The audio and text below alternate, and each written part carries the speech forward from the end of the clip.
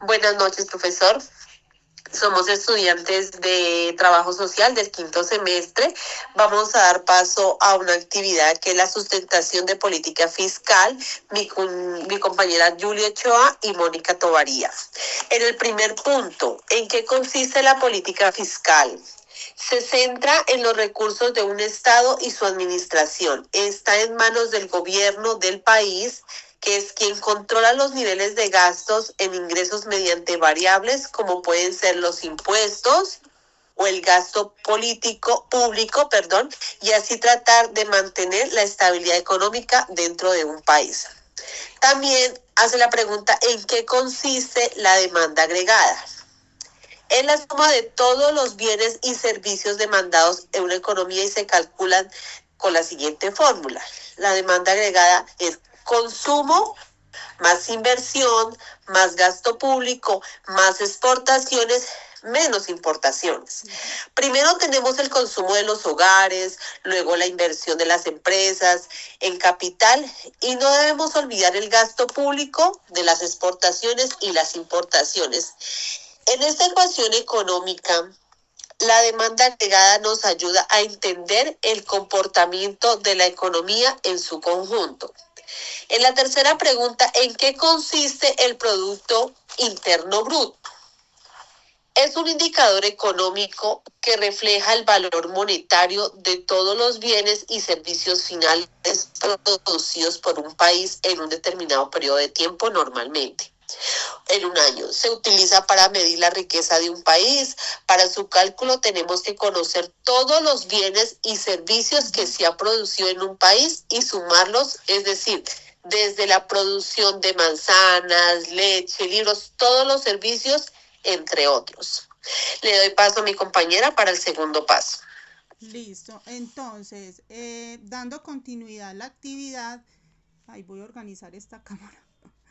Bueno, dando continuidad a la actividad, la cuarta pregunta dice, ¿en qué consiste una política fiscal expansiva y cuáles son sus efectos en la demanda agregada y en el Producto Interno Bruto? Entonces, la política fiscal expansiva es como un impulso para la economía. Entonces, el gobierno lo que hace el gobierno es un aumento de gasto en proyectos que benefician a la comunidad, como las carreteras, como los hospitales, como las escuelas, y también se pueden reducir los impuestos para que la gente tenga más dinero, por decirlo de alguna manera, en el bolsillo, ¿cierto? Entonces vamos a imaginar que en la economía está pasando, que la economía de Colombia está pasando por un momento muy difícil. Entonces las personas están perdiendo su trabajo, las empresas están cerrando y la confianza económica se ha perdido, por ejemplo, lo que pasó con el COVID-19.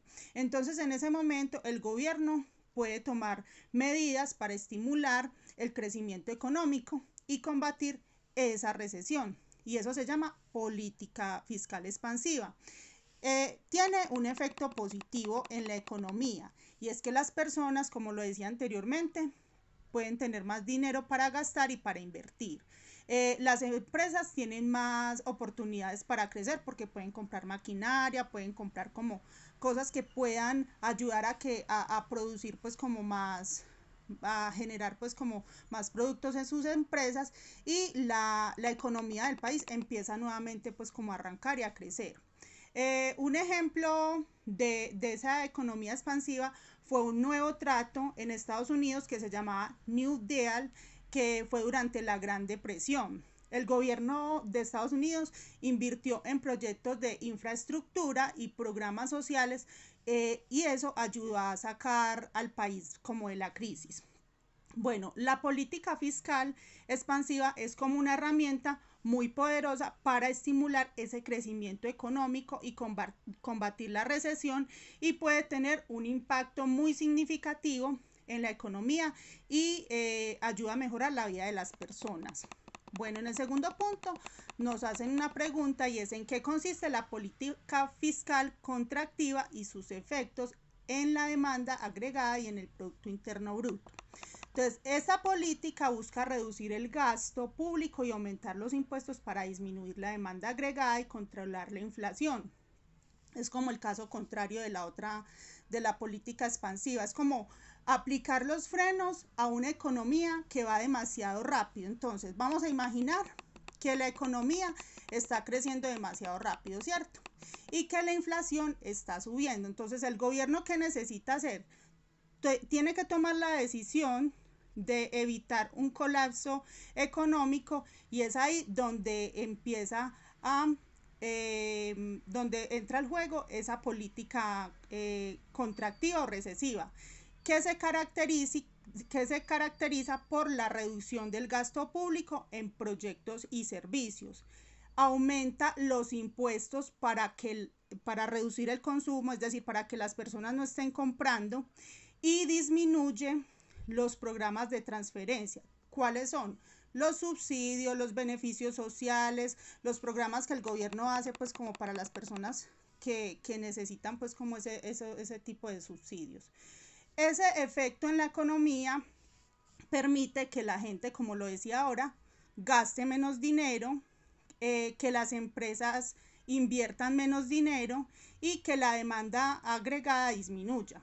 Y eso tiene un efecto en el Producto Interno Bruto, que es precisamente la disminución del Producto Interno Bruto, reduce la inflación y aumenta de alguna manera el desempleo. También hay unas ventajas y unas desventajas, que es, por ejemplo, que las ventajas es que hay un control en la inflación, hay una reducción del déficit presupuestario y estabilización de la economía.